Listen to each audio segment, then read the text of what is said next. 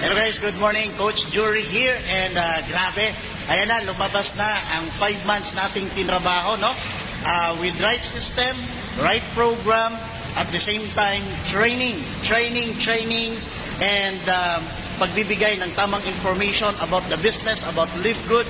Kaya kung ikaw ngayon, nagdududa pa kay Live Good, eto na sinasabi ko sa inyo, okay? Huwag mong antayin yung upline mo, huwag mong antayin yung coach mo, huwag mong antayin yung mga taong nasa paligid mo na bibigyan ka ng wisdom. Ikaw ang magtatrabaho sa success mo, ikaw ang sasakay sa sasakyan mo. Kaya ito na ngayon na ilabas na namin. Ito yung tunay na patunay na ang system na ginawa namin talagang nagwo-work, talagang gumagana, talaga kung tatrabahuhin mo, talagang magkaka-resolve ka. Imaginein mo, dating security guard, taga Leyte, hindi tapos ng pag-aaral, pero ngayon nakuha niya ang kanyang first car. Ano ba ang mayroon kay Live Good? Yun ang kailangan niyong alamin.